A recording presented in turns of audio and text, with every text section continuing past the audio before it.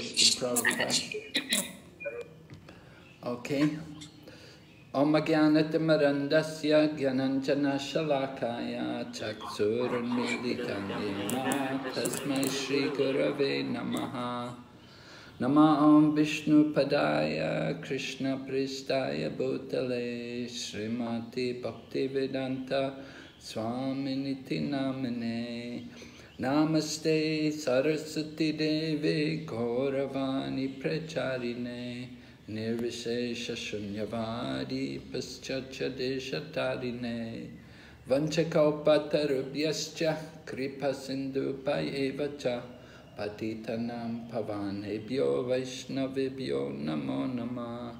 Jai Shri Krishna Chaitanya Prabhu Nityananda Shri Advaita Gadadhar Srivasadi Gaur Bhaktavinda.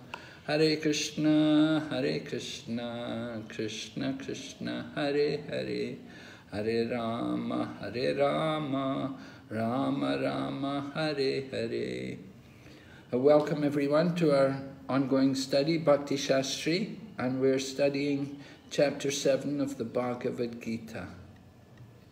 All right, I'll share this screen with you. Are you getting okay? You can see the screen? Yes, Guru Maharaj. Yeah? Okay. So, chapter 7, lesson 2, objectives.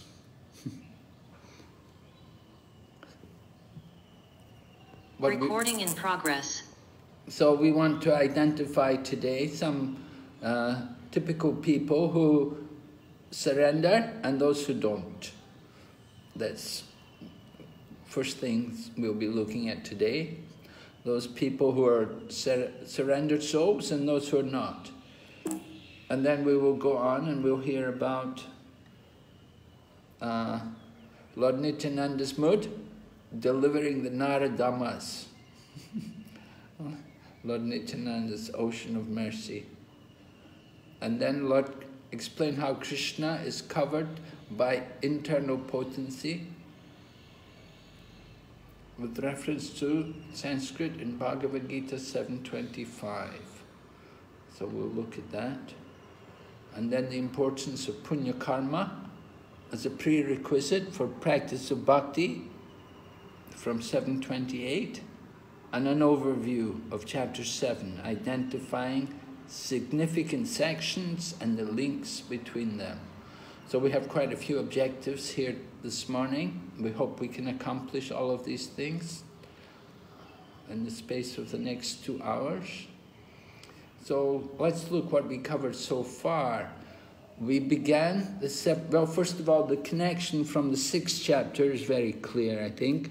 Remember at the end of chapter 6, Lord Krishna described that the topmost yogi is the one who is always absorbed in thinking of him and engaging in his transcendental loving service. And then the 7th chapter begins with Lord Krishna talking about hearing. So hearing is the beginning of Bhakti Yoga. In order to practice Bhakti Yoga, it begins first of all by hearing about Krishna and hearing from Krishna and from Krishna's representatives. So this was the link from chapter 6 to chapter 7. And then the first 3 verses described about knowing about Krishna by hearing about him. The more we hear about Krishna, the more we will know about Krishna and we'll become convinced. We'll develop more faith. Then we went on to hear about Lord Krishna's energies. Remember, we showed the Prakriti, there was the Para Prakriti and the Apara Prakriti, the superior and the inferior energies, and Lord Krishna's position in relation, that these, Lord Krishna is the energetic, he's the source of the energies. Everything comes from him. So the Prakriti is Krishna's energies. They're not independent, they're controlled by Krishna. So that took us up to chapter 7. We heard about, first of all, the elements of the material nature, earth, water, fire, air, ether, mind, intelligence, ego. And then we heard above that there's a superior energy of mind, which are all living entities who are trying to exploit the resources of the material nature. And then we went on to hear about Krishna through his impersonal features. Does anyone remember any of the impersonal features of Krishna? Can someone tell me? Lord says, I am the taste of the water. Yes, the taste of the water. Other nine, I'm not remembering other. Sound in ether and ability in man. Ability in man is light in the sun. Light in the sun. Heat in fire. Yes. Om in the syllable, Om in the Vedic mantra. Oh yes, all right, good. Okay, so you've Syllable got... Om in the Vedic mantra. And then we went on and we heard about the three modes, how the three modes of nature are controlled by Krishna. The three modes of material nature are controlling us, but Krishna is above them. Krishna is not controlled by the modes. Krishna is the controller of the modes. He's above the modes. And therefore, the conclusion was that we should surrender to Krishna. And if we take shelter of Lord Krishna, then we get relief from the three modes of nature. So, either we're controlled by Krishna or we're controlled by the three modes. Both ways we're controlled. We're not independent. People say, oh, I want to be free, do what I like. Oh, no, they're controlled by the modes. The three modes are controlling them. But a devotee will surrender to Krishna, and he's controlled by Krishna. So better to be controlled by Krishna than by the three modes. Okay, so that's as far as we covered in the 7th chapter yesterday. We're going to go on. Oh, okay. Here's an illustration from the Bhagavad Gita describing people who surrender and those who don't. You can see on the left, you have the pious people who have some sukriti, and on the right, you see the people who have no sukriti.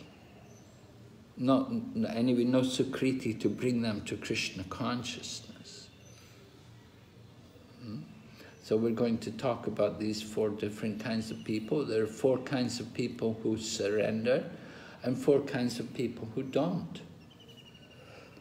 So you can see on the bottom left corner, you see they've been injured, or maybe they're having some economic problem, and they're approaching the Lord.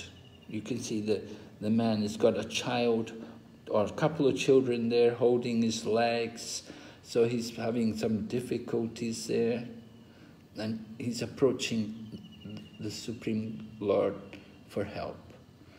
And so people come in that kind of situation. They're looking for some help, some benefit, and they come to Krishna. They're pious people. Without having Sukriti, they would not be able to come to Krishna. And then you have the person you have a person in distress, you have a person who is in search of wealth, you have the person who's curious, and then you have the person who is in search of knowledge. So 4 kinds of pious people who come to Krishna. And then on the right, we have the 4 kinds of people who are not pious, who don't have that kind of sukriti. They don't surrender to Krishna. So actually we have an exercise on this. We wanted the students to represent. Now I spoke a bit about the 4 pious people. I didn't get into the 4 impious people. I want you to research that for yourselves for a little while. I want you to read Prabhupada's purport there, and then we want to hear from you about, well, first of all, how many people do we have here in the class today? We have 15 of us. 15. Okay, so we want 4 groups. We want, so that will be like 4 people in a group, and 3 in one group, and 4 in the other groups. Okay, Guru. 4 groups. Should I set up the breakout rooms now or later? Yes, let me first of all explain what I want each group to do, right? There are 4 kinds of pious people. So, each person in the group, you will take one of the 4 kinds of impious people. You have 4 people in the group, and each person should take one of the 4 impious persons. And we want to hear from you. We want your description about this impious person. And one group with 3 people in, so one person will have to take 2. You have to describe 2 impious persons. All right? We just want you to look at the impious people and tell us, what are they like? Describe them for us.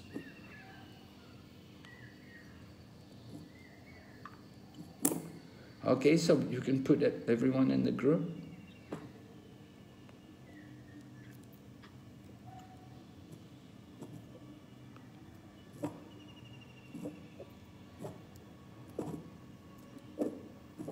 Padmalochan Prabhu?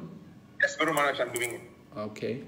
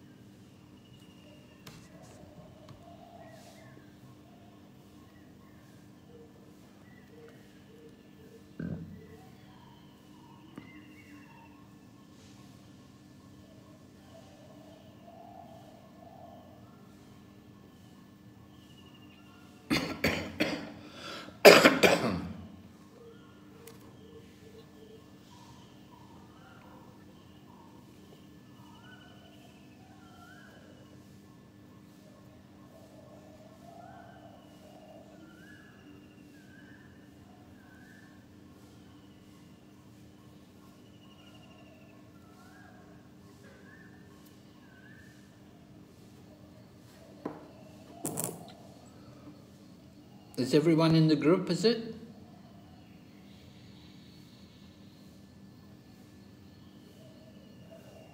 I guess so.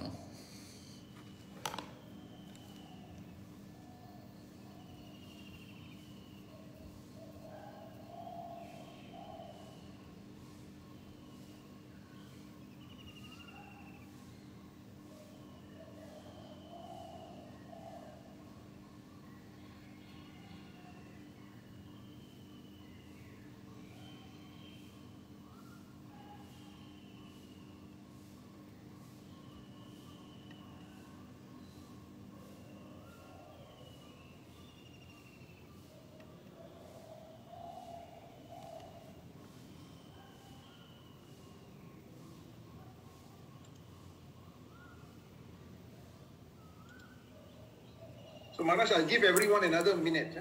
All right.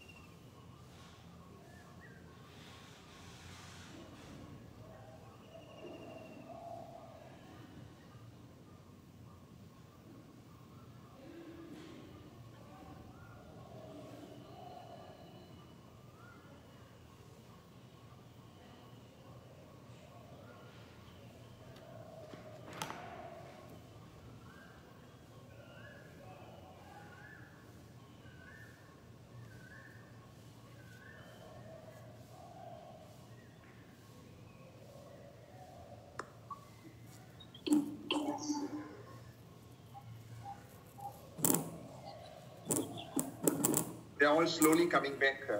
Okay. Yes.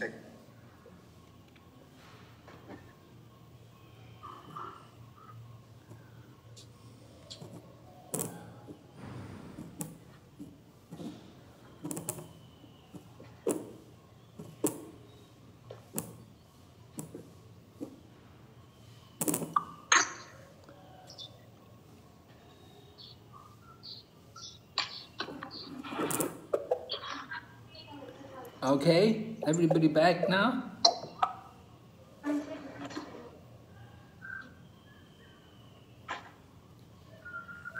Yeah, everybody back? Yes. All right, let's hear from group number 3. Group number 3, Rukmini Mohan and Shilavati and Subhadra and Satish Prabhu. So, who's going to tell us about the Mudha? Subhadra Mataji, maybe you can Mudha. Hare Krishna Maharaj and Hare Krishna everyone. I'll be speaking on Mudas, that is, they are foolish, grossly foolish, and like they are working hard day and night, and they really don't know what they are doing, whom they are working. What is their purpose in life? For example, the donkeys, they are working for their master. They are really hard working, but they really don't know the purpose of life. So they are just eating and working hard for the master. Yeah, that is what I have to say about the Mudas. Hare Krishna. Do you know any Mudhas? Donkeys, Maharaj. Oh, you don't know any human Mudhas? Do you know any people in modern life and in your own life? Have you met any Mudhas? Yes, Maharaj. Can you tell us something about them? What were they doing? What was their situation? They're mostly like eating and they don't want to work at all. They are like looking at the cost of others, so yeah. Well, I don't know if that's a Mudha. That's, somebody, they don't like to work. That's not really what we heard about the Mudha. The Mudha is somebody, they work.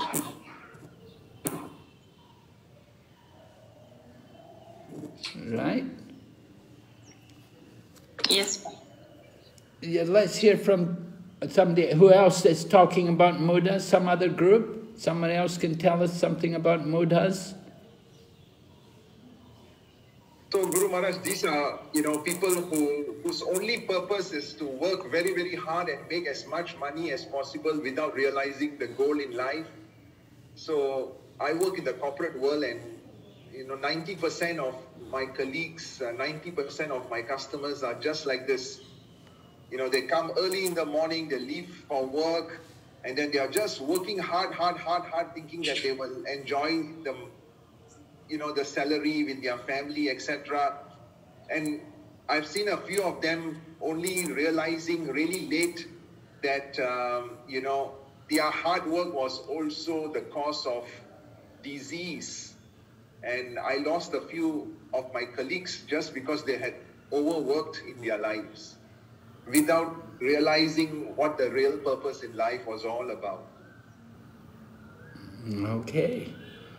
So you lost some of your own colleagues because they were mudhas, workaholics. Maharaj, I work at USP in Fiji, and we also have some colleagues who work extremely hard, but there's no sublime or higher purpose of life, spiritual aim. So again, they're eating just, hardly eating even, but working so hard. It's like an S, as Srila Prabhupada mentions, works hard, but the grass is everywhere, but the S does not realize that the grass is everywhere, and why it's getting so much load, which none of the clothes belong to it. So similarly, we have people working extremely hard, but at the end of the day, this resting very little on a very small space and eating meagerly. So they don't get any real pleasure in life, you say? Yes, Maharaj. Okay. Anyone else there can tell us about mudhas? Did we hear from? Yes, ma'am. Yes? So Prabhupada calls the mudhas here as hard-working beasts of burden. They simply work, thinking that at some point they'll get some happiness, but actually they don't get any happiness out of it. Rather, Prabhupada is giving an example of how different people, they work so hard, they hardly have either any time of eating, so they get various diseases. Because they're working so hard, they hardly take care of their bodies, but they are actually working hard so that they can maintain their bodies nicely and have some sense enjoyment. This is like the camels who feed the thorns, and the blood they're tasting, they feel is tasty. So the moras are like that. They're working so hard. Have you any experience of people like that? Do you know any people like that?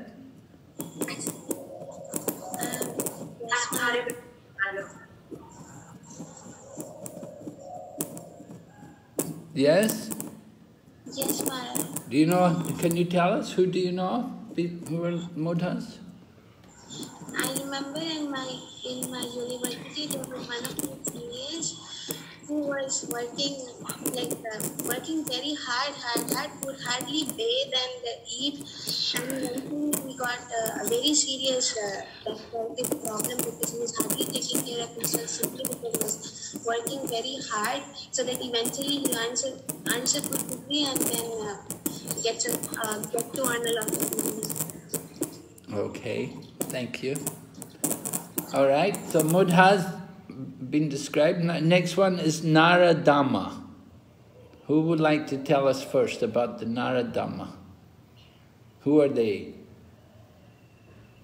Raj, I prepared a little bit on Naradama. So Naradama is one who is lowest of the mankind. Nara means human being, Adhama means lowest, and so Naradhama is one who has no religious principles, who does not abide by any religious principles, and human form of life is meant to revive our God consciousness, but he does not do so. And I have some experience with even my relatives I'm sorry to say, but I see people are engrossed in reading newspapers, magazines, etc. They're not taking interest in scripture readings, etc. So how can one establish one's lost relationship when one does not try to study the scriptures or follow the path that's given by the scriptures and listen to saintly persons? They have no interest. All right. Yes. And did they have any kind of upbringing? Did they have any kind of piety in their upbringing? Well, you know, materially they're well educated, and they have. Can we say like that? Yeah, materially they're well educated, Maharaj, and there's some. It's just a little bit mixed here because they do have some piety. They worship demigods. Sometimes they may go and attend some functions, religious, whether it's authentic, bona fide spiritual discipline or not.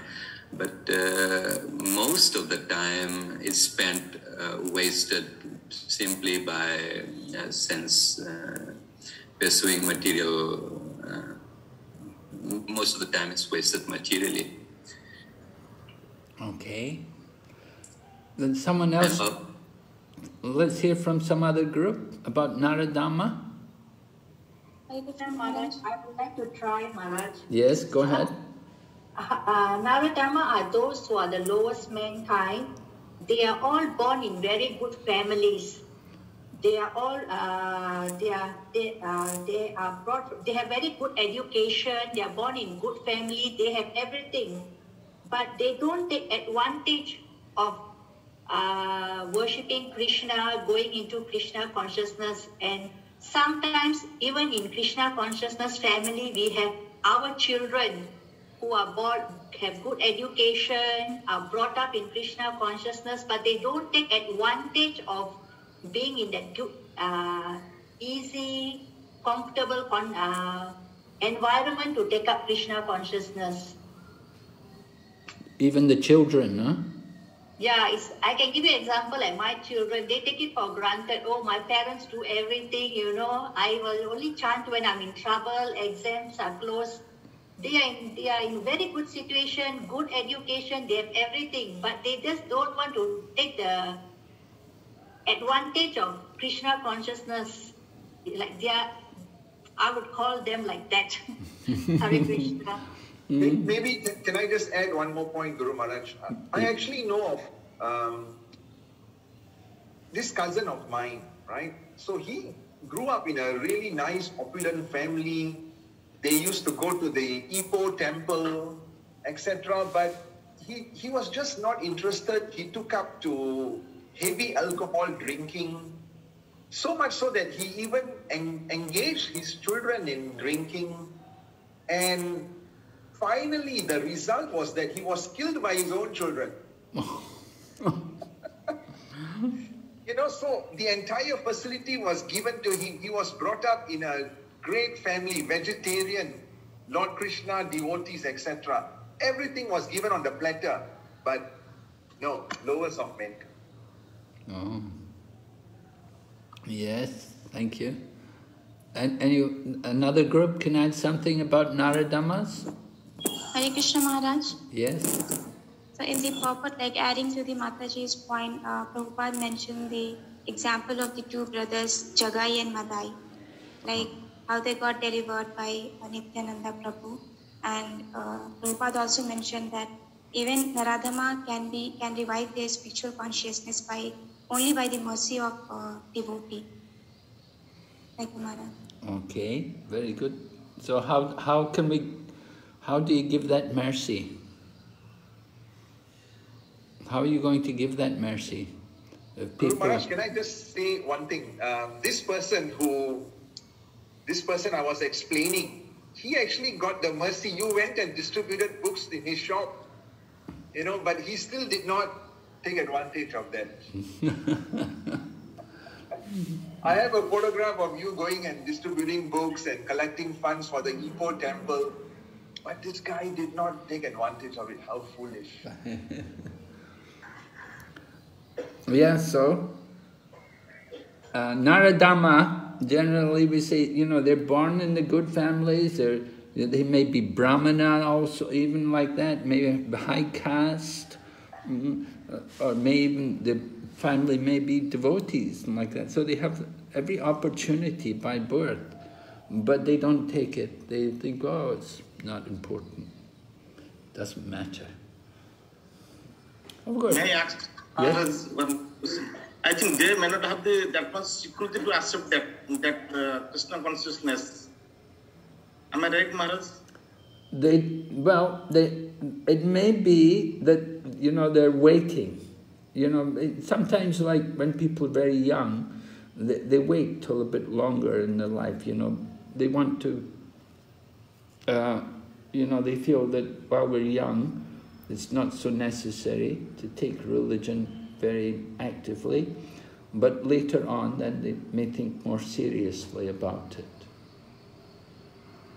And just like Srila Prabhupada, when he was a young man, you know, he was born in a good family, but he was doing his business and he got married, and even he met Bhakti Saraswati. That was 1922. And then again they met in 1933, so it took 11 years. And then 1933 he became active, he became a devotee, got initiation and everything. But sometimes, you know, there's no loss to plant the seeds and to give people an opportunity to hear about Krishna, to find out about Krishna consciousness. Certainly seeds are there, giving people that opportunity, the association. And later on they'll remember. But the Naradama tendency is that, well, you know, doesn't matter, it's not important. You can just enjoy life. Yeah. So you say that they are born in good families, at the same time they are talking about they are more uncivilized. We know that uncivilized is not in I kind of feel it's they are very uneducated people, so I get a little confused.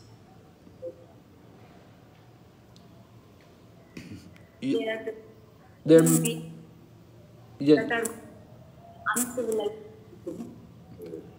Well, they're materially prosperous, they're enjoying the material comforts, material facilities, and they have the opportunity for spiritual culture.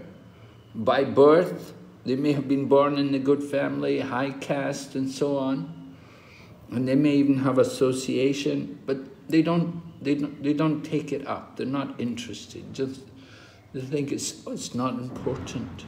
There's so many other things to do. You know, what do they do with their life? Oh, people go and play golf all day, you know. There's so many people, they get their golf clubs and they go and play golf, and they think that's more important than going to temple. And so Naradamas, they waste their life. And they go to football matches and they play games and so on things, and then just pass their time in these ways. But go to temple, oh. So Naradama, they're thinking like that. All right, and then we had the Maya Aparita Jnana. Who can give us some description? Maharaj, may I give? Yes? Actually, in Mayaparta Jnana, that is when their knowledge has been nullified or stolen by the illusory energy or material energy. Actually, in this category, all the great scholars like poets, scientists, philosophers, and literary persons are coming on this category. Actually, this, as per this Brahma Samhita, that Ishvara Paramakrishna Sachidananda Vigraha Anadi Adira Govinda Sarva Karanam Karanam. The Krishna is the Supreme Personality Godhead, and a person's duty is to surrender at the lotus feet. But these people, they use their own brain, and they don't himself surrender, or they don't give chance to others to surrender. even though some scholars of the Bhagavad Gita, they write in their mundane, they use their mundane activities and they write in their own way. And they never surrender at the lotus feet of Krishna, and they interpret Krishna as the impersonal Brahma sometimes also.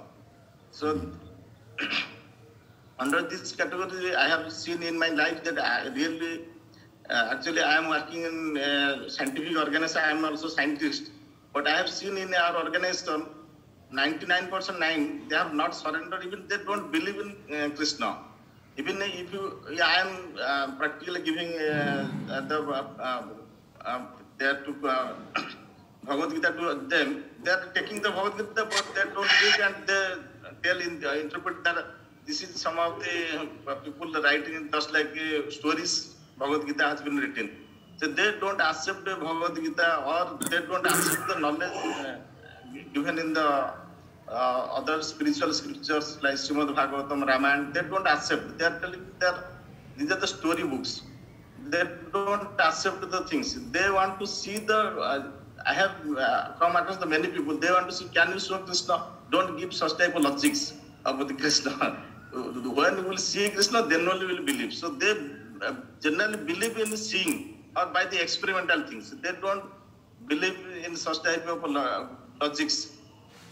Okay. Yes, thank you, Prabhu. Yes, very nice. Krishna Maharaj.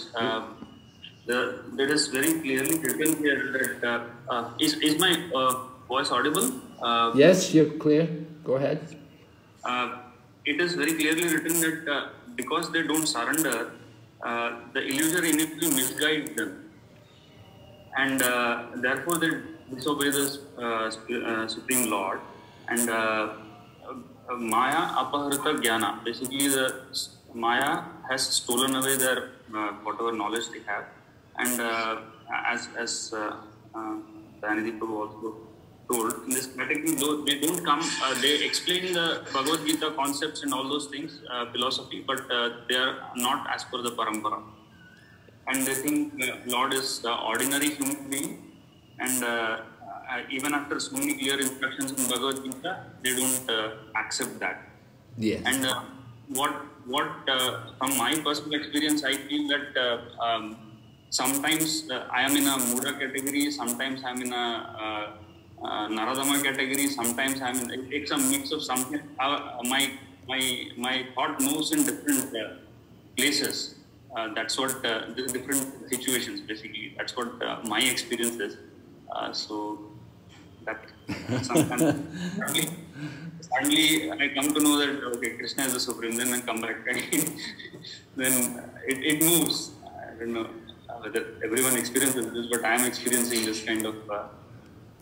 Okay, you yourself feel influenced sometimes by these different kinds of people. Yes. Okay, thank you, Prabhu. Yes, anybody else like to add to the Maya Parita Jnana? Silavati Mataji, Maharaj, Silavati Mataji may want to add. Yes. Hey, Hare Krishna. Mine is also continuation of doesn't believe Prabhu's saying that that sometimes they think that because Krishna was born from Yasodhama, they think that he is a human being and they don't accept him as a supreme personality of God. And they are also educated materially, and like Maya has also stolen their intelligence and misguided them to disobey the supreme personality of God. Hare Krishna. Okay, thank you. Yeah, Maya has misguided them.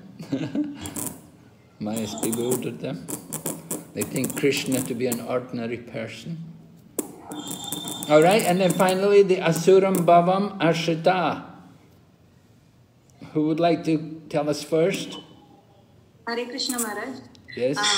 So the Asuric people are the demonic people who don't believe in the existence of God, So they will try to prove by any method that the Lord is not existing, but they don't have any tangible reason why the Lord is not existing. So they said they say that Lord cannot incarnate or come into this material world, or they have their own reasons why or even if he comes, they are subjected to the three modes of material nature. They can give their own explanations with their mental concoction, saying why the Lord cannot come. Or even the impersonalists sometimes believe that only this, with their limited knowledge, they want to prove that the Lord do not exist, and that's why we should not believe in them. Or the other category, they say that they are God, like they say so many wrong incarnations, saying that they are God, and you please believe me because I have this power, I have that power. They don't realize that they don't have the 6 opulences in full, like how Lord Krishna has. So at one part of my my life itself, I was following an atheist for some time. So it's not that my mother sent me for those classes because they are teaching Bhagavad Gita, but luckily I didn't read any of the translations they taught. So through them, I learned some around 25 verses of Bhagavad Gita when I was a small girl. But somehow, because I didn't read their translations, I was saved, and so Krishna somehow protected me and brought me back into Krishna consciousness. So so all these different incarnations, Kalki Bhagavan has come, especially South India is famous for bringing all sorts of funny incarnations. Suddenly they will say Nityananda. There is this funny personality, Nityananda, whose videos keep coming up once in a while, but we shouldn't be seeing them. But they have their own funny explanations, how the earth came into existence and how things happened and how the Lord is within this and that. They are very, they give their own explanations which are very difficult to accept also actually at many times. Okay. Yes, certainly there's a lot of it going on. There's a lot of bogus incarnations and different atheistic philosophies being propagated. Even in the name of religion, there's atheistic philosophies. Mayavadi philosophy is also atheistic because they say there's no God. Actually, the person whom I was following also, actually he says that he doesn't say that he's not God. My followers make me God, talk that I am God, but I don't say I am a God. But he's not saying that he is not God to his followers. So somewhere, he wants to prove that he's superior or something. Okay. Anybody like to add anything on to the atheistic part? I thought of acting it as a role play. Sorry? I'm Hiranyakashipu, I'm God, everyone should follow me. Oh, you're God, yeah. There is no other God apart from me. And even today we can see in our world now, we can see there are so many people who wants to control other nations. So currently we having the Russian president who thinks he is God. And such atheistic person will never surrender unto Lord and will always want to harm others. And he's killing so many people, so many innocent people. Hoping our devotees in Ukraine are doing the best, and in Russia trying to preserve their faith and trying to let them come to surrender of the Supreme Lord. But atheistic persons like Hiranyakashipu, there are so many persons still who are like Hiranyakashipu. I had a devotee here who would say that his father always said, I am Kans, I am to be worshipped. No one should worship anyone else. I should be served. Why are you offering to Krishna? You should give it to me first. So there are people like that. Hare Krishna. Thank you. Thank you. Yes? Anyone else? Final? Hare Krishna Maharaj. Yes, go ahead, Prabhu. I think like demons, when the God is present in front of them also, they cannot able to understand that God is standing in front of them. This kind of mentality. Even all gods are present in front of them, they will not recognize he's a God. That kind of mentality. No, okay, they won't recognize God even if he was standing in front of them. Huh? Exactly. Okay, let's... Thank you, Maharaj. Yes, Prabhu? I would like to add one point to Supriya Rangadevi Mataji, where she told that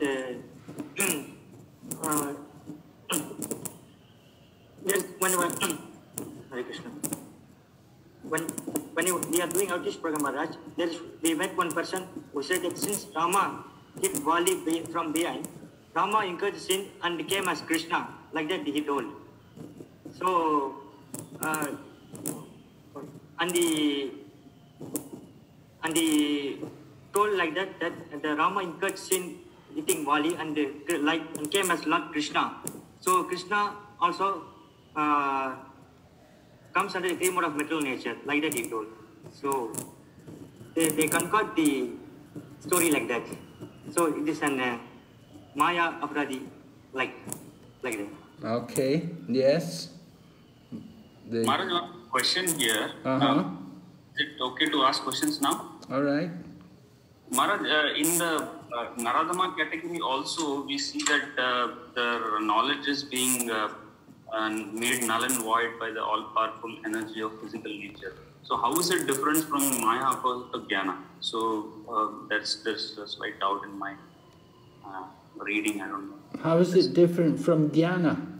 The Maya Aparita Jnana also is that the knowledge has been stolen, and in Naradama also it is written that their knowledge, they are educated, but this becomes null and void by the alpha. Well, yeah, of course there are similarities there. It's not hard and fast. So he's a Naradama or he's Maya Aparita Jnana.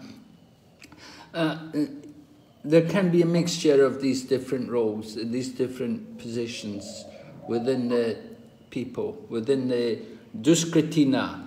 The common term is they're all Duskritinas. They have no piety for devotional service. Namam Duskritino Mudha, right? So Duskritina. They have no piety to take up devotional service. They may be Naradama in one way, and they may also be Maya Aparita Jnana. We say Naradama in the sense they have a good birth. They did have the opportunity for Krishna consciousness. But the Maya Aparita Jnana, they speculate. They don't follow parampara. They have their own philosophy. They think they know better. Thank you, Maharaj. Okay, we'll go ahead here. Oh, draw up a chart showing reasons for turning towards Krishna and the reason why we distance ourselves. Also possibly explore whether our desires have been fulfilled. Have our motives changed over time? It would take some time to do that. I don't think we have time today to go through all that. Anyway, reasons for turning towards Krishna. Why do people come towards Krishna? We said there are 4 reasons, right? Chatur Vida Bhajanti Mam Jnana Sukritino Arjuna. They all have Sukriti. The ones who don't surrender, they're Duskritina. But those people who surrender, they have Sukriti. So they've come to Krishna, they have some Sukriti. And their reasons may be, of course, may be material. They came towards Krishna. Some come in distress, some come in search of wealth, some come out of curiosity, and some come in knowledge. Why people may distance ourselves from Krishna? That they didn't have the Sukriti, they didn't have the piety. Whether our desires have been fulfilled, have our motives changed over time? Generally, it does happen that in the beginning we may come with desires. Sometimes people come, as we said, some people come for economic reasons, and then they become a devotee, and then somebody offers them a job. And when they're offered a job, they may give up Krishna consciousness. And somebody else is in distress, and after a while then the distress is over, and he may want to go back and enjoy the material world. There was one young man, he had an argument with his girlfriend, and he was very heartbroken, and he came to the temple, we taught him to chant and everything, and then he became happy. But then after some, he said, no, I want to go now. I want to find another girlfriend, you know. So he had some desire, he had some distress, but he thought the distress was over. But if people actually get knowledge, the point is if they actually get knowledge, then they'll be fixed in Krishna consciousness. So our motives do change over time. And gradually we may come with material desires in the beginning, but these motives change in course of time. And because Krishna purifies the heart, he takes away the material desires. Can you think of some devotees who came to Krishna consciousness with material desires and then they lost it in course of time? Yes? There are, I have met some persons who are wanting to marry some Russian devotees or something like that with their mind, and then they came to Krishna consciousness, and then suddenly when they knew the philosophy, they changed. That kind of... Okay, yeah. But from the scriptures, can you think of some examples? People who had... Huh?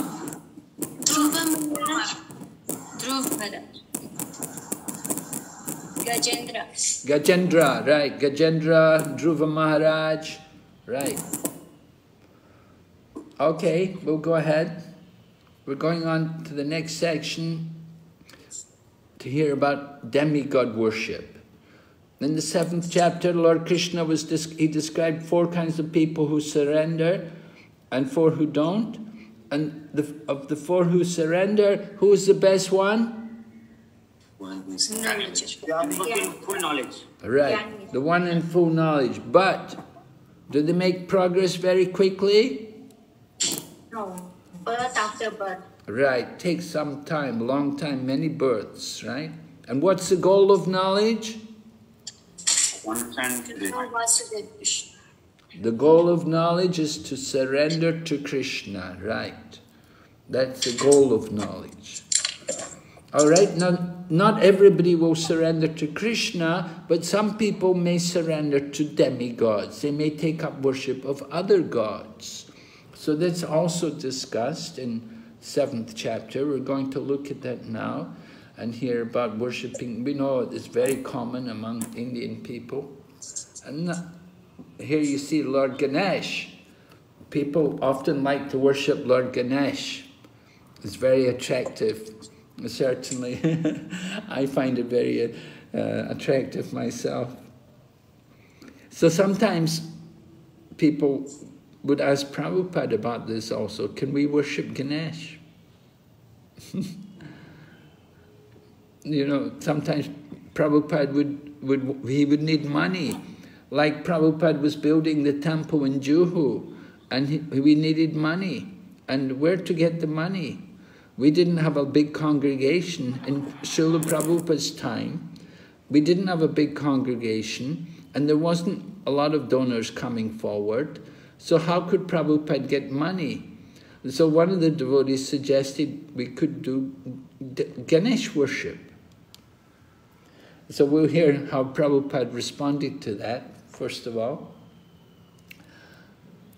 So Prabhupada said, concerning Ganesh worship, it is not actually necessary for us. Sometimes people think we have to do that. And people often put Ganesh over the doorway or something. They think Ganesh will destroy the obstacle. But we don't. The Vaishnavas, we don't do that. But then Prabhupada said, but if someone has a sentiment for getting the blessings of Ganesh in order to get large amounts of money for Krishna's service, then it is all right. But anyone who takes up this kind of worship must send me, now note this point, Prabhupada, he's approving it to get large amounts of money. He said, it's all right, so you're going to do this. You must send me at least $100,000 a month, not less. If he cannot send this amount, then he cannot do Ganesh worship. And that was 1975. No, $100,000 then, that's like $1 million now.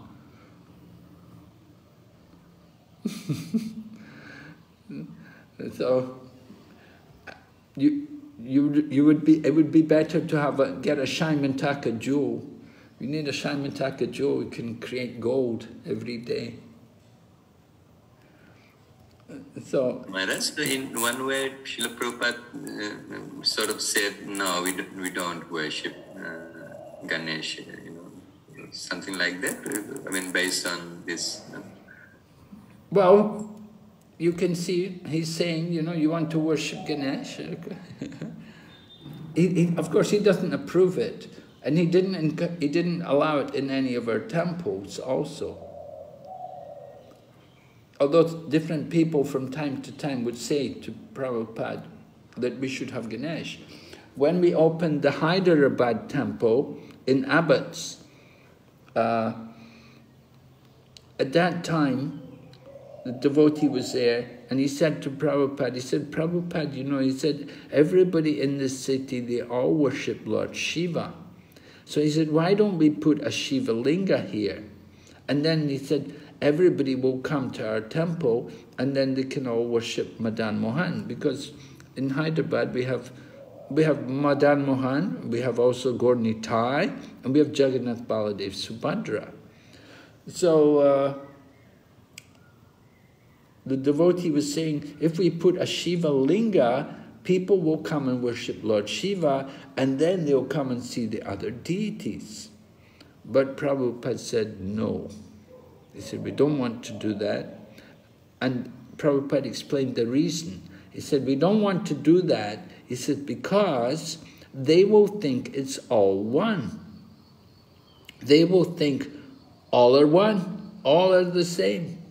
They will think Shiva, Durga, Ganesh, Krishna, they're all one. They're all the God. So Prabhupada was very cautious about this. He didn't introduce demigod worship in any of our temples. He didn't sanction it. And the reason was, he was worried that people would misunderstand. They would just like you go to other temples, you go to other Hindu temples, and you'll see they have all of the gods. All of the gods, everybody's there. So Prabhupada didn't want our temples like that. He wanted people to know who is actually the Supreme. All right? Yes? So there are two things which I wanted to say.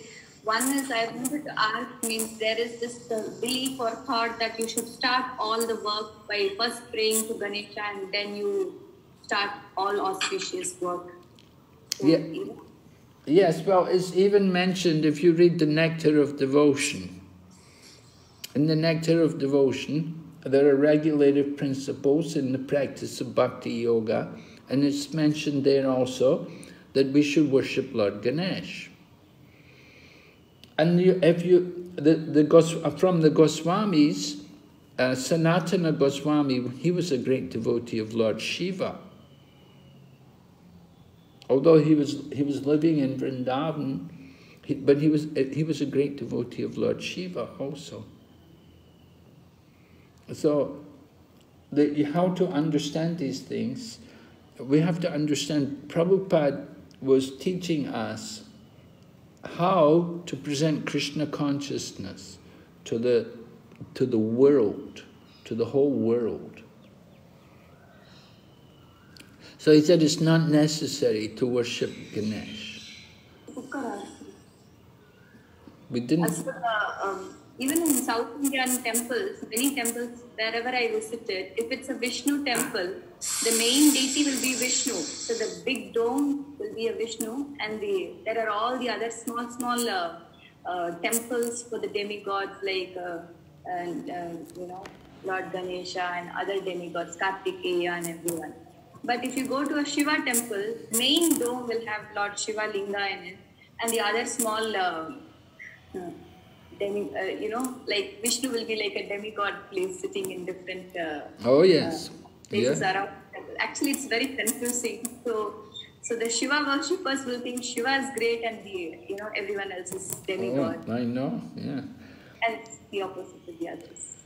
Many years ago, I was distributing books in South India, and we were taking sets of Srimad Bhagavatam and Chaitanya Charitamrita, distributing them in libraries and colleges. And we approached also some temples. A number of temples also took our books. I remember showing the pictures, the illustrations to some people, some of the priests in some of the Shiva temple.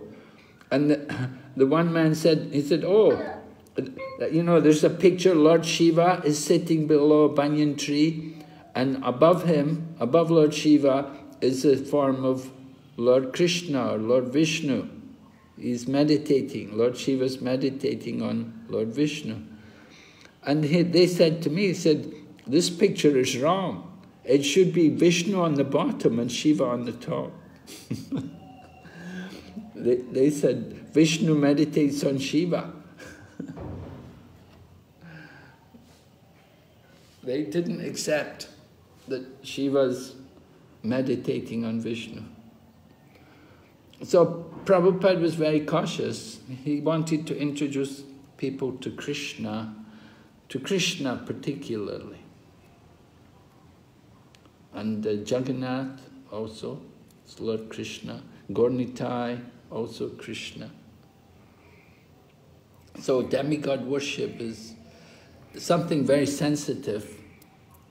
Some time back, there were articles appearing in Back to Godhead magazine about demigod worship.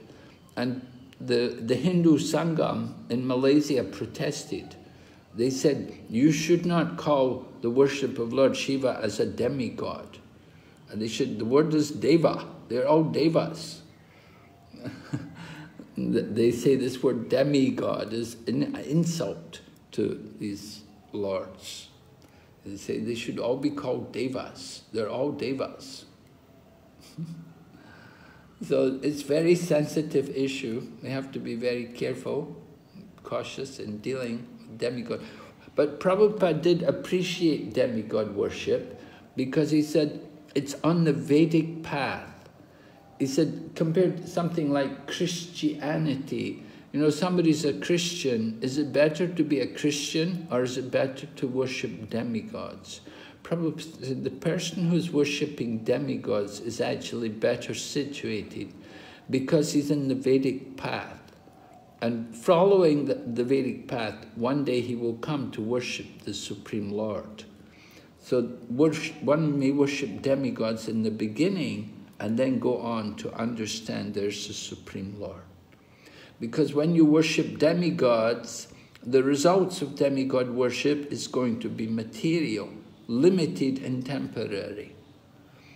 So an intelligent person will consider, why should I worship a demigod if I'm going to get something which is temporary and material? Better I get something which is eternal. And so they will inquire, how can I get something which is eternal?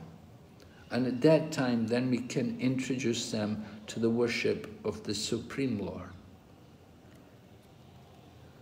All right? Someone can read this? Question, Prabhu. The impersonalists imagine the various demigods to be forms of the Lord. For example, the Mayavadis worship 5 demigods, Panchopasana. They do not actually believe in the form of the Lord, but for the sake of worship, they imagine some form to be God. Generally, They imagine a form of Vishnu, a form of Shiva, and forms of Ganesh, the sun god, and Durga. This is called Panchopasana.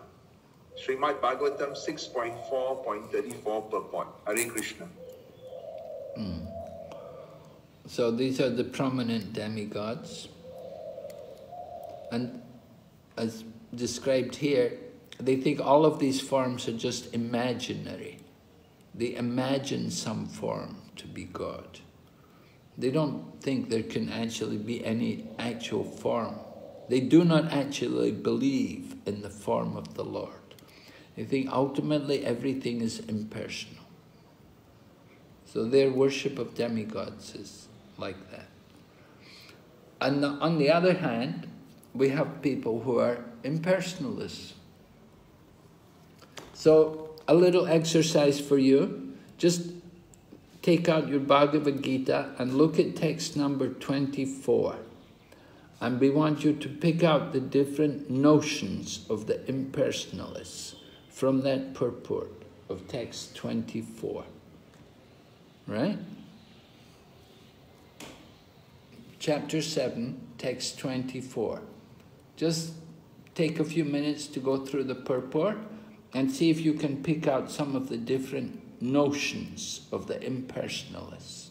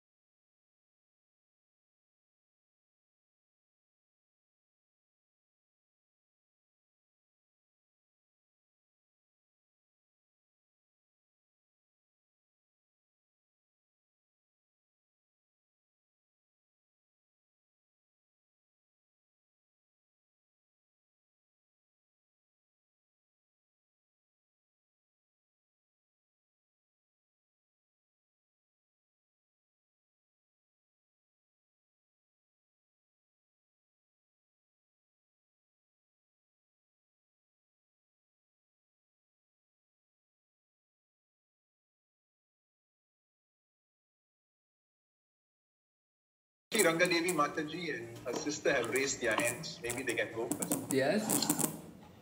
Hare Krishna Maharaj.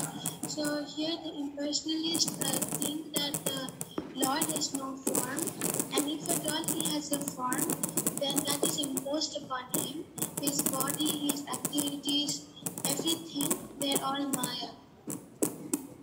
Alright, so there, first of all, the first notion of the impersonalist is that God has no form, and if he does have a form, it's a form of Maya. Right? Is that your 2 points?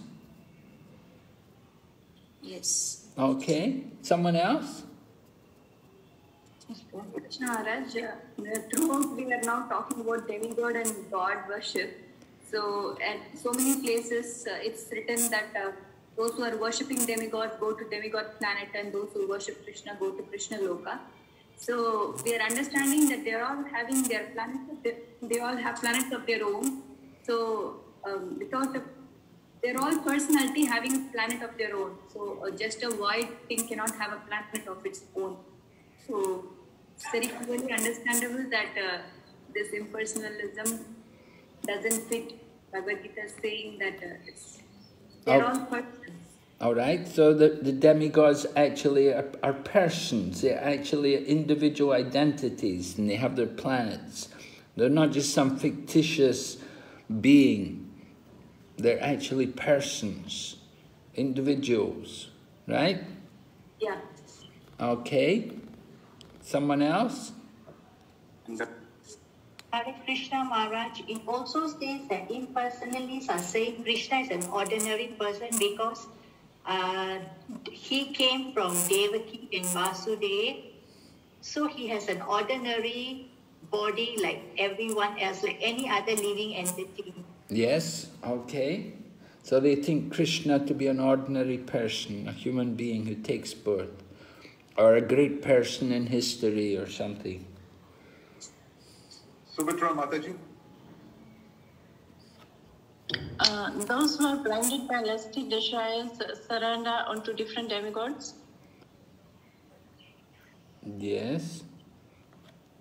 People who... But we want to hear about impersonalism, the notions of the impersonalists. Guru Smarna Mataji? Hare Krishna Maharaj. Because the impersonalists, they do not understand God's personal nature. So therefore, they are unable to come to the ultimate knowledge of the absolute truth. So they are basically have realized only up to Brahman or maybe Paramatma, but not up to the Bhagwan feature. Okay. The impersonalists, they can simply understand the Lord as Brahman. They say ultimately everything is Brahman. Shankaracharya, he gave prominence to the statement Sarvam Kalvidam Brahma, that everything is Brahman. And so the demigods and the Supreme Absolute Truth and Lord Krishna and all the living entities were all Brahman. So they can only think in terms of the oneness of everything. And for them, there's no energy. There's simply Brahman. Everything is Brahman. It's not like we talk about the Supreme Lord. He's energetic and he has his energy. But for the impersonalists, there's no question of energy. There's no energetic, there's no energy. There's only simply Brahman, just simply the oneness.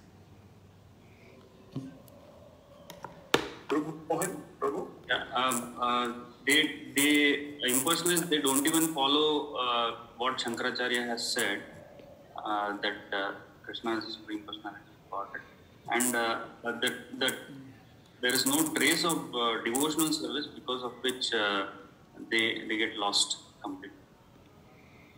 Yeah, definitely. The impersonalists, they don't take up devotional service. Rather, what do they take up?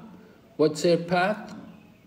How do they understand the Supreme? How do they come to realize the Supreme? Brahman. See Brahma Jyoti. They don't realize the Supreme, actually they just want to merge with the Supreme. And how do they go about doing that? Meditation? By meditating on different forms of the Lord. Yes. By meditation and by their own speculation. By their own speculation. They will study Vedanta Sutra and speculate. Try to understand the Vedanta by their own minds, by their mental, intellectual exercise. So Lord Krishna himself described the thinking of the impersonalists in this verse, text number 24. As Lord Krishna says, they think that the Supreme Personality of Godhead, Krishna, was impersonal before and has now assumed this personality. And so that is the wrong notion of the impersonalists. They're thinking Krishna was originally impersonal. In other words, Lord Krishna came from the Brahman. But rather the Brahman comes from Krishna, just the opposite. Okay, we'll go ahead. Yes, someone can read?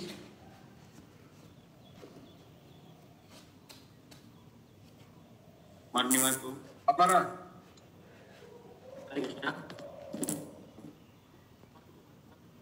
You go ahead.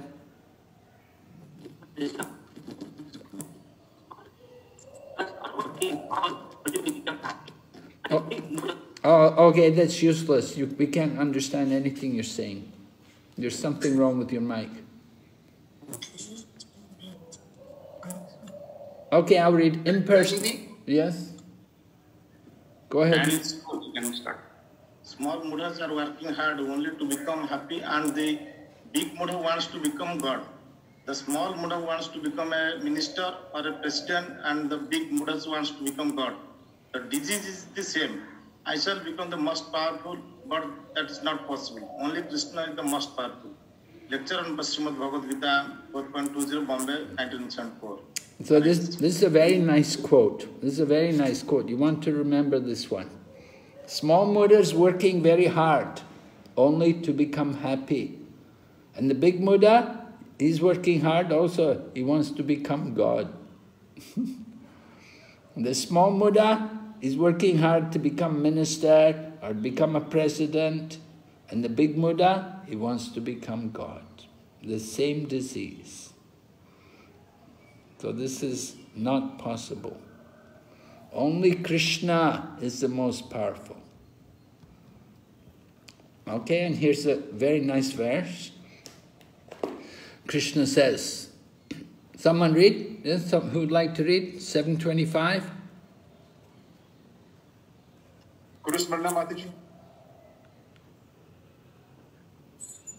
Aham prakasha sarvasya yoga maya samavrita mudaham na abhijananti loko mam ajam avyayam. I am never manifest to foolish and unintelligent. For them, I am covered by my internal potency, and therefore they do not know that I am unborn and infallible. Infallible, right. Fallible. Infallible. Krishna is unborn and infallible. Ajam avyayam. He doesn't take birth. He's aja. He doesn't take birth, and he's avyayam, infallible. And this is he's covered by his Yogamaya Samavrita. The Yogamaya, Krishna is covered by that Yogamaya. And so Krishna, these foolish and unintelligent people, they cannot understand Krishna. Mudho, the Mudhas, the Mudha people, they cannot understand. They're foolish people. Krishna covers himself by his internal potency. So even if Krishna was to appear in the world today, people would not surrender, they wouldn't know. Just like 5,000 years ago, Lord Krishna appeared, but not everyone surrendered to him. Not everyone knew that Krishna is God. Only few people like the Pandavas, even you see Duryodhana, they didn't surrender. The Kauravas, they didn't surrender. Even Krishna showed his universal form, but they still didn't surrender to Krishna.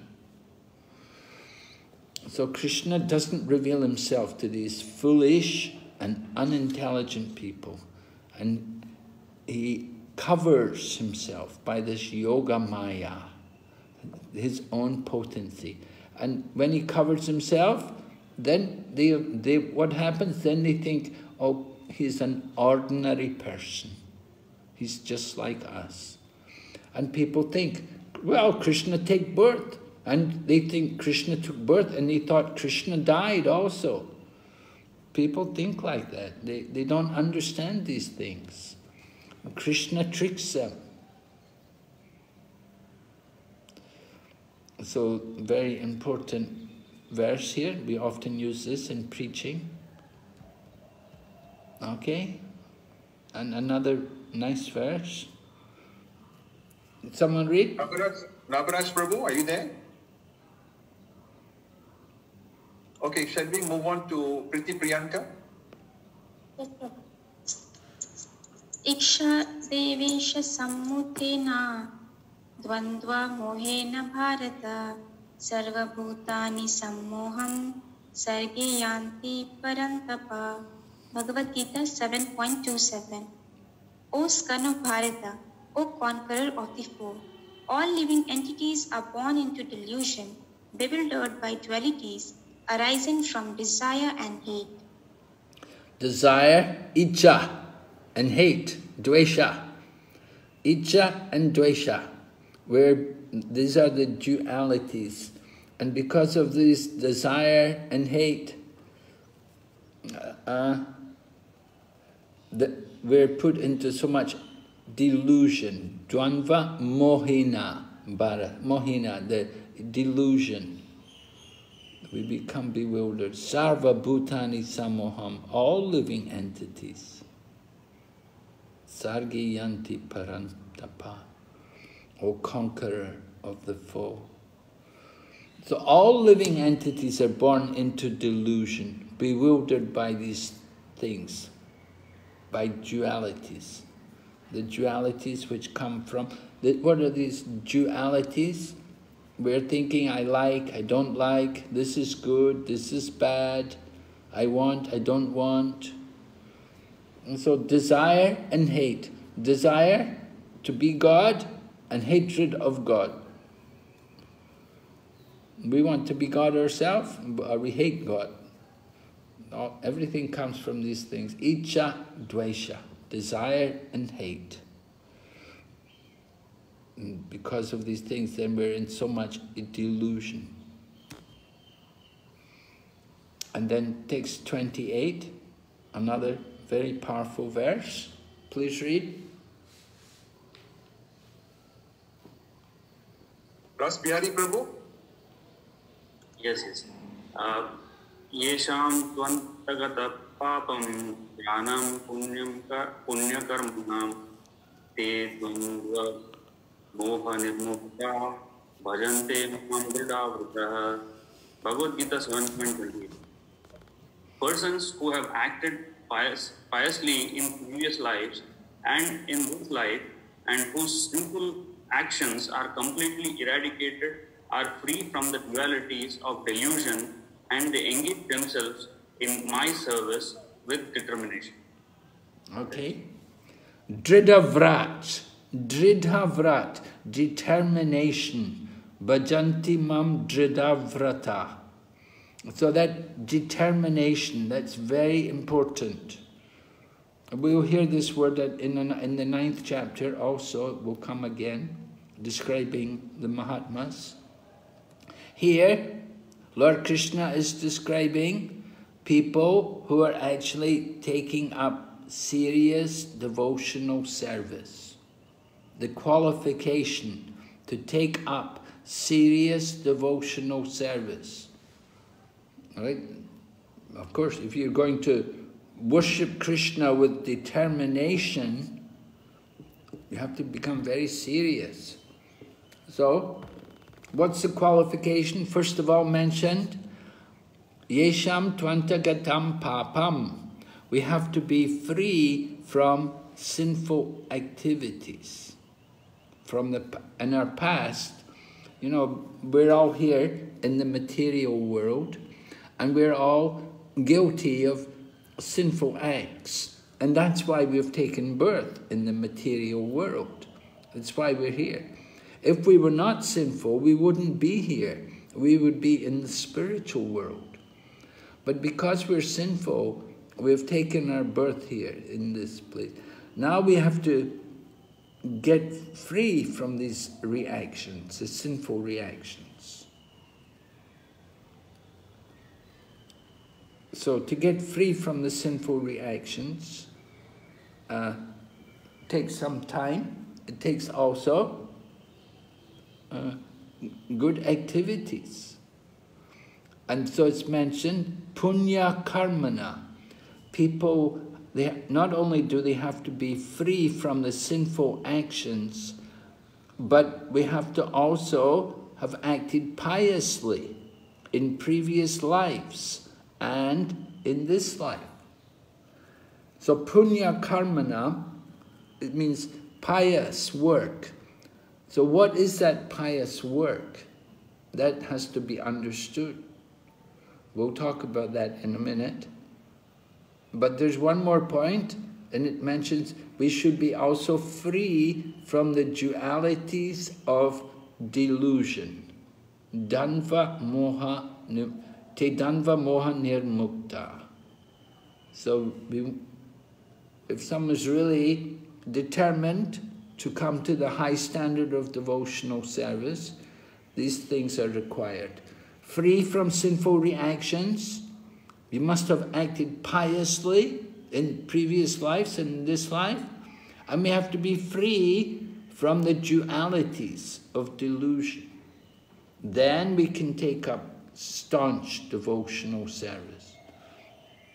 Or we may say, oh, I'll never do it then.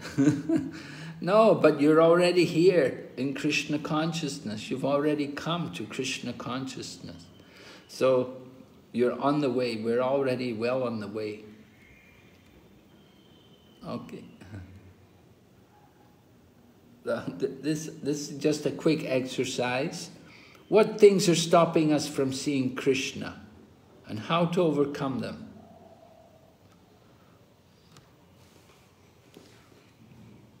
Yeah, anybody like to tell me something which stopping you from seeing Krishna? Being too Guru Smarana, Mataji. You can go ahead, Prabhu, after you. Okay, being very attached to family, being very attached to my material duties, etc. Material attachments, yes. Material duties, designations in the material world. How to overcome them? By, following the regulations, engaging sincerely in my sadhana, reading, the right association. Yes, good. You know everything. So you just have to apply. Anybody else? Engaging all teachers in the teachers of Krishna. Sorry? Engaging material teachers for the desire of the Krishna. Oh. So engaging everything in the service of Lord Krishna. Okay, and your material desires dovetail in the service of Krishna. Okay, yes? Many times I get deluded with some talents which I have. Okay, I'm good at this, I'm good at that. So it stops me from saying, okay, I'm very good. Okay, someone says, oh, Mataji, you're so good at this. So then later on I realized that whatever little talent I have got is also given by Krishna.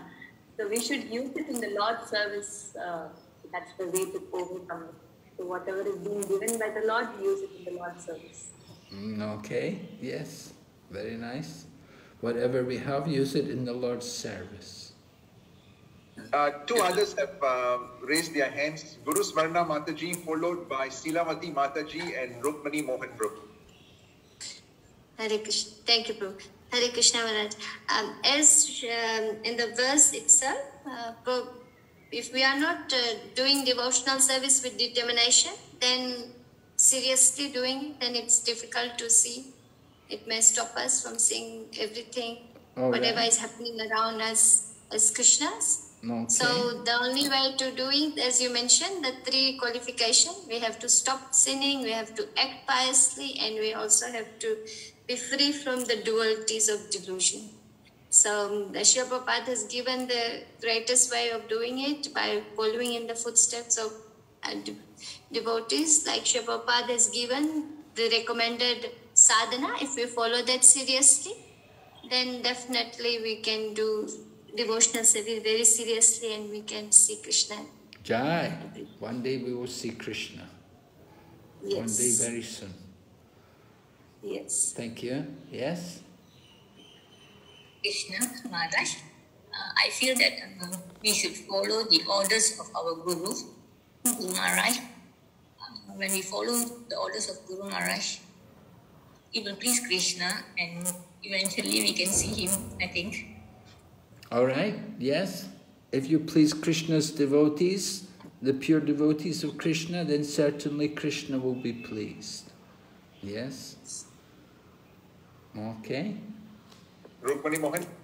Yeah, Maharaj, I was thinking that we could do things ritualistically, but on the other hand, we can also try to develop higher taste, param drishtva nivartate. So when we develop higher taste, then our tendency to be attached to baser qualities will be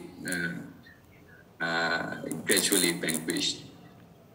Yes. So I think as opposed to just following our devotional activities ritualistically, we should try to develop ruchi taste. Thank you. Yes, okay. We want to develop the higher taste rather than just a taste of dry rituals. We definitely want to get a higher taste. That means a taste particularly for direct service to Krishna. Maybe serving the deities and doing more kirtan. In this way, really directly glorifying Krishna. Taking up kirtan and offering the arti and so on, these things will help us to develop that higher taste. And with the higher taste, then the lower taste will be forgotten about. Okay, we'll go ahead. Here's a quote from Prabhupada, who lectured on this verse. Prabhupada said, God consciousness is not a cheap thing. Yesham tvantagatam papam jananam punya karmanam. One who is completely free from all contamination of material modes. Antagatam papam, sinful activities. Te danva moha nirmukta bhajanti mam, can stick to the principle of devotional service. Otherwise, if he's not free from the contamination of sinful life, he may make a show of devotion, but that is not actual devotion. Bhaktyabhas, that is called bhaktyabhas, meaning a shadow of devotion.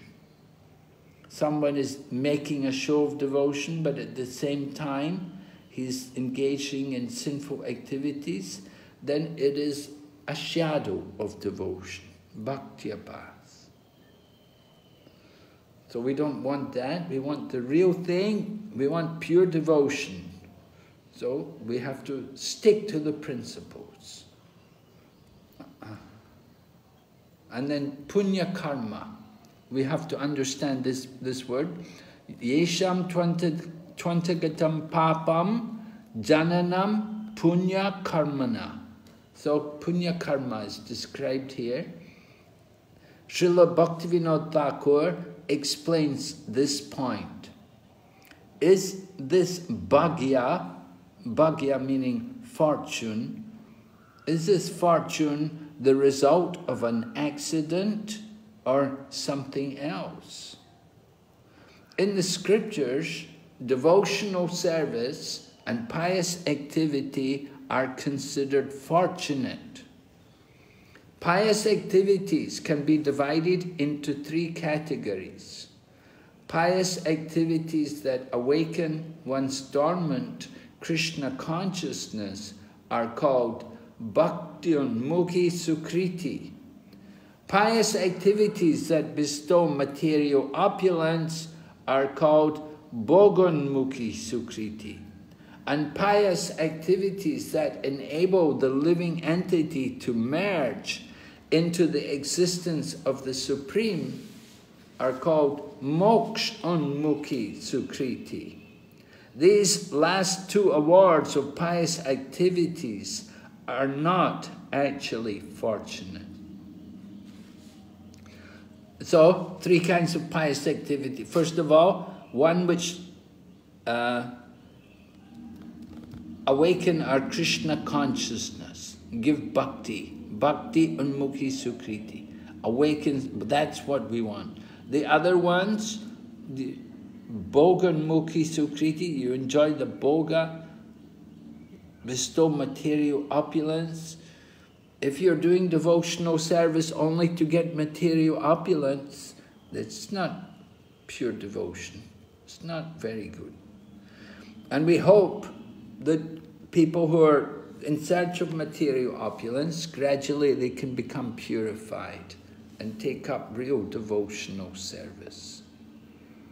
So Bhoganmukhi Sukriti is not what we want, and we also don't want liberation, Moksha-unmukhi Sukriti. If you do service for the impersonalists, you may get their moksha. You hear their chanting, you listen to the chanting from the Mayavadis, you may get their moksha. And their moksha means sayujya mukti, oneness, giving up your individuality. So that's not what we want. We don't want that kind of liberation. Pious activities are fortunate when they help one become Krishna conscious. The good fortune of Bhakti Unmukhi is attainable only when one comes in contact with a devotee. By associating with a devotee, willingly or unwillingly, one advances in devotional service. Thus one's dormant Krishna consciousness is awakened. This is all taken from the Chaitanya Charitamrita, Madhya Lila, chapter 22, text 46. So, this is very important. We want to do Bhakti Unmukhi Sukri. Devotional service must be this kind of pious activity. It can only come when we're in contact with devotees. So the devotees asked Prabhupada, did we become devotees because of our piety? Prabhupada said, I am creating your piety. Prabhupada said, I am creating your piety because by serving Prabhupada, by doing service for him, we get this bhakti. We become qualified to take up devotional service.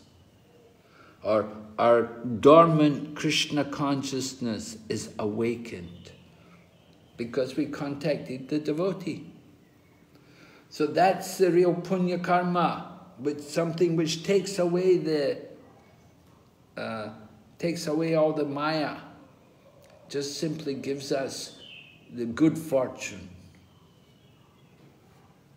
This word fortune, we will see this also. There's another verse in Chaitanya Charitamrita which describes, says, Brahmanda Brahmite Konya Bhagyavan Jeev Guru Krishna Prasadi Pai Bhakti Lata Bij. When in Chaitanya Charitamrita, the verse is describing how the living entity is traveling through many different species of life, in different planets, in different universes, even different conditions. But when he becomes actually fortunate, when he's actually fortunate, then he gets a seed of devotion. Brahmanda Brahmite Konya Bhagavanji Guru Krishna Prasadi Pai Bhakti Lata Bij. The seed of devotion, the Bhakti Lata, is put into the heart of the person. The pure devotee puts the seed of bhakti in their heart. So that is real good fortune. Guru Krishna Prasadi Pai Bhakti Lata Bij. So this is the real meaning of punya karma. You do some service for a devotee, or even maybe the devotee gives you prasadam, and you eat the prasadam and you like it, you say it's very nice, you like it. Or you get a book, you give a donation for the book. Different ways, you do some punya karma, some pious activities, but it must be in relation with a devotee. If you do these things with a Mayavadi, then you'll get their impersonal liberation. And if you do it with the karmi, the non-devotee, then you'll just simply get material benefit. You won't get any spiritual benefit.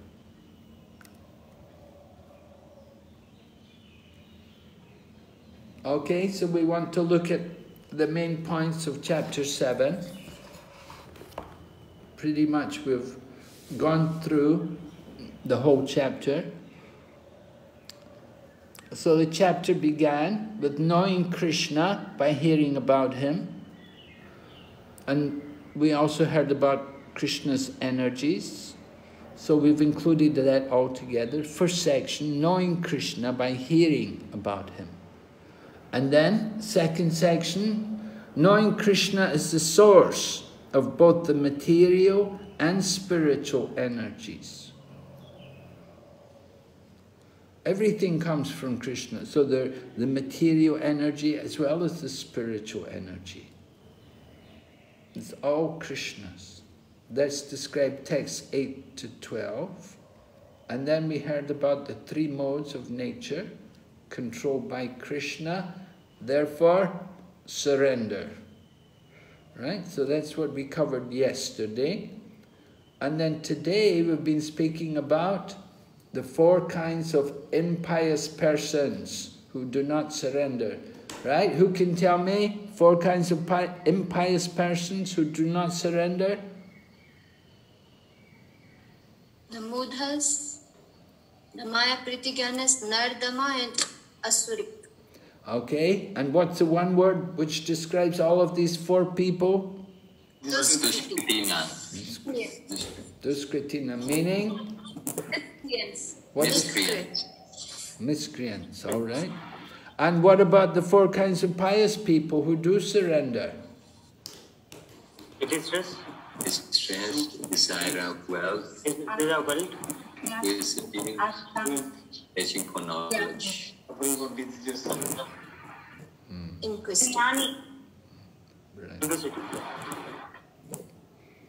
All right, and these 4 people, pious people, they're all encouraged to come to the platform of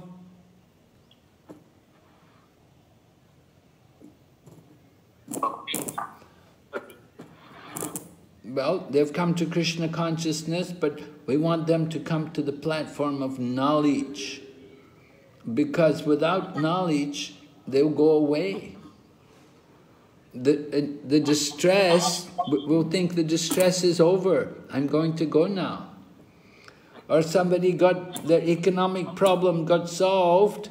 They thought, oh, I don't need to be a devotee now. I've got money now. I've got a job. I don't need Krishna anymore. We had one boy, he was coming. He was very, very good in asking questions. He had many, many questions. It was very nice. His questions were very good. We thought, oh, he's going to be a very good devotee. But then after some time, he didn't come anymore. And so we asked, when we actually met up with him, we asked him, what happened to you? You know, you used to come so often, now you don't come anymore. What happened? He said, oh, I didn't have any more questions. No more questions. So he didn't come anymore. So he never really came to he never actually came to the platform of realized knowledge. It was just an intellectual exercise, you know, asking questions out of curiosity. But he never actually took up the process. He never really surrendered himself. So it's important to bring people up to the platform of real knowledge and engage them in Krishna consciousness. Otherwise, they would just go back again to the material world. So 4 kinds of people, are they pure devotees? No. No. No. What's their position? Sukriti, piety. They're pious people, right? They're all pious. They've all come to Krishna because of their piety. So some of them have material desires, karma mishra bhakta, like the one in distress or the one in search of wealth, they're karma mishra bhakta. And then you have the one in search of knowledge, jnana mishra bhakta. Devotion is mixed with knowledge, desire for knowledge. So then we went on to speak about demigod worshippers and impersonalists. They don't surrender to Krishna, they surrender to demigods, right? So the demigods worshippers. What's the result of demigod worship? Temporary material benefit. Right. Antavat tu phalam tesham tadvavati alpa medasham. Alpa medasham. Meaning, alpa means very small, meager. So people who worship demigods are in that category. Why do people worship demigods? For immediate benefits. Yeah, to fulfill their material desires. Yes, right. And the impersonalists, why do people take up impersonalism? What's their goal? They want to mix in brahmacharis. They want to get oneness with the God. Okay, yeah, they want to get out from the material existence, right? They're trying to liberate themselves from the material world. And they think the way to get out from the material world is to merge into the oneness of the spirit, spiritual existence, into the Brahmajyoti. So the impersonalists, they want to actually merge into the oneness. And what's wrong with that? That's not the real knowledge. What's going to happen to the impersonal? Always speculate. They'll fall down again. They will enjoy for a short while and they'll come back again to material world. Right, yeah, their liberation is also going to be temporary. Why? Because they don't have real knowledge about Krishna. Yes, they don't have real knowledge about Krishna. They never surrender to Krishna. They don't surrender. Is it also, Maharaj, because their pious activities is finished over there? Yeah, well, you don't get liberation just by pious activities. The impersonalists don't get into the spiritual world just by piety. They have to really be detached from the material world. They have to give up all kinds of sense gratification. So impersonalists are also transcendentalists. They can enter into the spiritual existence. But the problem is they cannot stay there for long. Why? Because their nature, the nature of the soul is to be active. And they won't find that opportunity there in their because their goal, Sayuja Mukti, entering into the oneness, giving up their individuality. So it means no relationships, no more interaction with any other living entities, just simply only the oneness. There's just only this oneness of Brahman. Everything is Brahman. And this is not going to keep a person satisfied for long, because the nature of the soul is to enjoy activities, and then we enjoy relationships. And we won't have that opportunity with impersonal liberation. We give up that opportunity if you merge into the oneness. No activities, no relationships, no qualities, everything just simply the oneness.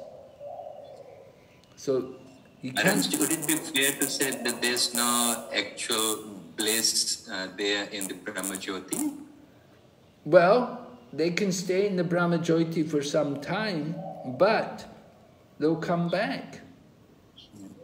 They're going to come back because there's no activity, and the nature of the soul wants activity and wants relationships. There's no spiritual activity. This is the problem with the impersonal philosophy.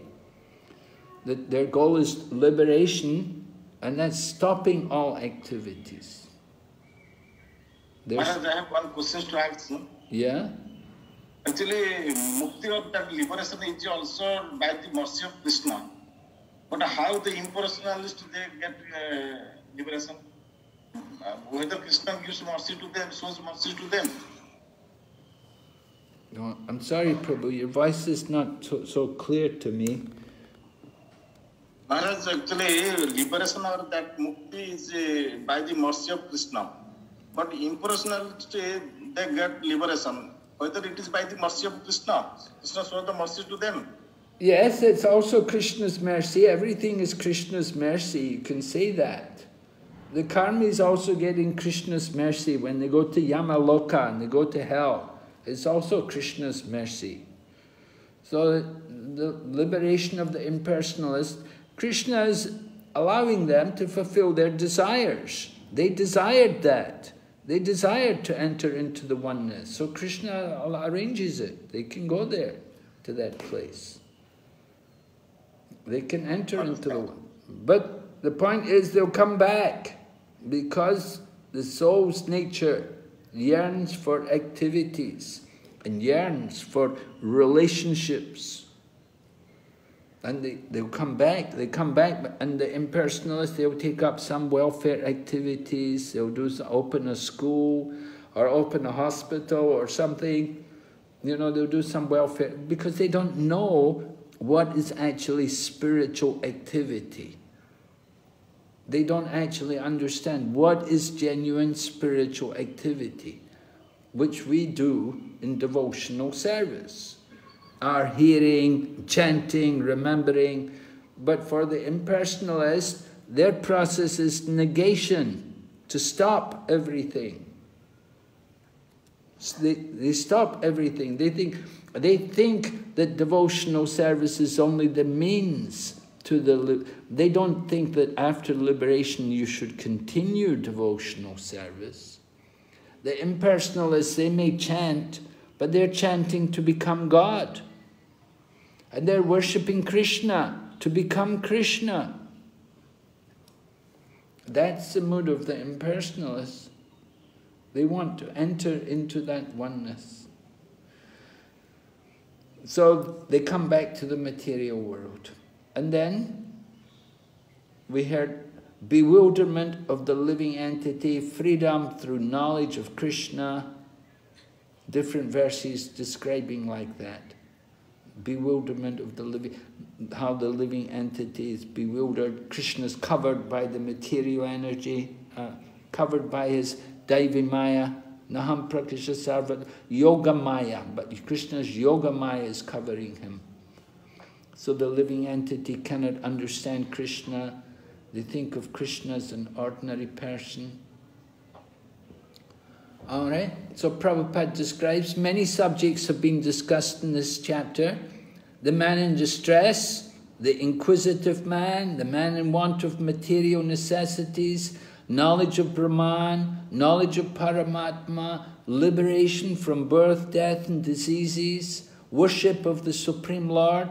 However, he who is actually elevated in Krishna consciousness doesn't care for the different processes.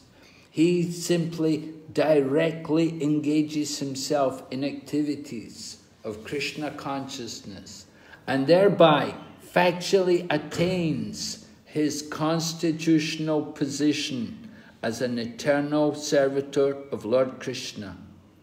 In such a situation, he takes pleasure in hearing and glorifying the Supreme Lord in pure devotional service. He's convinced that by his doing so, all his objectives will be fulfilled.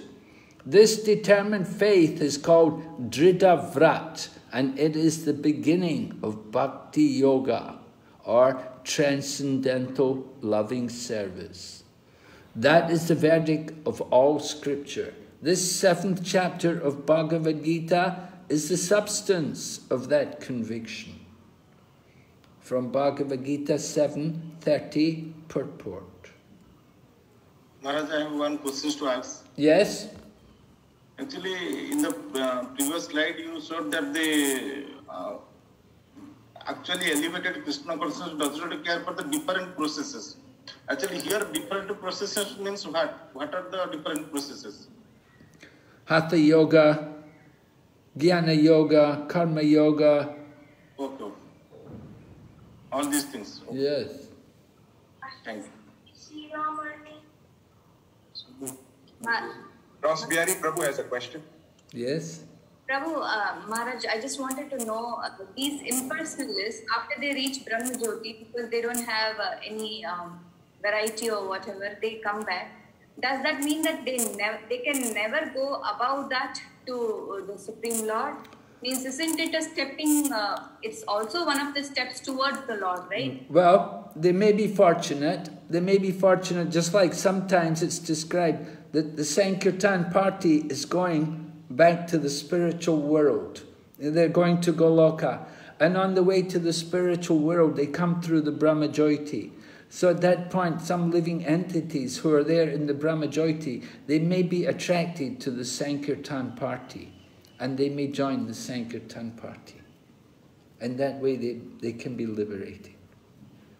Like Chatu came in contact with with Krishna, Lord Vishnu. Sorry? They're impersonalist first. They come contact with the... Yes, right.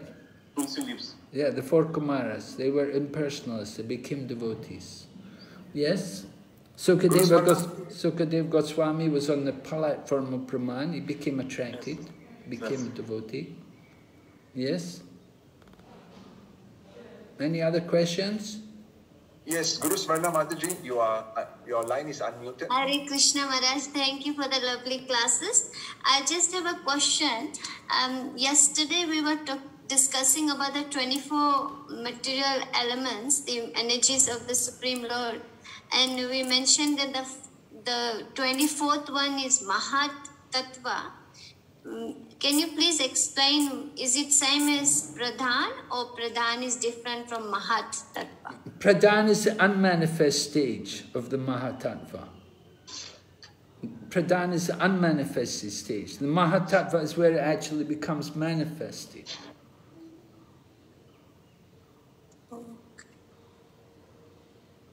Mm-hmm. Okay. In the beginning, everything is unmanifested. So there's Pradhan, and then that Pradhan becomes the Mahatattva. All the elements. Not Mahat Tattva, Maharaj. Mahat Tattva, the 24th element. Oh, Mahat Tattva. Yes. Okay. Thank you.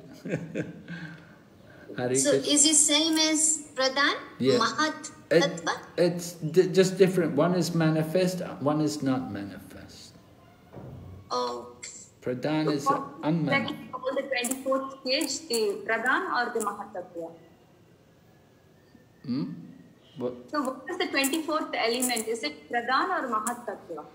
Well, we quoted yesterday from Surrender Unto Me by Burijan Prabhu, and he's put Mahatattva. Okay. Yes? All right. No Guru Maharaj, there are no other questions. Okay. Any other questions? Thank you, Mr. Maharaj. Yes, the Prabhu. Mahatattva is manifest or unmanifest, Maharaj? That's manifest. Okay. So there are no other questions. His Holiness Bhakti Vigna Vinash Narsingha Maharaj ki. Gaur Bhakti Vrinda ki, Srila Prabhupada ki, Gaur Premanande. Hare Bo.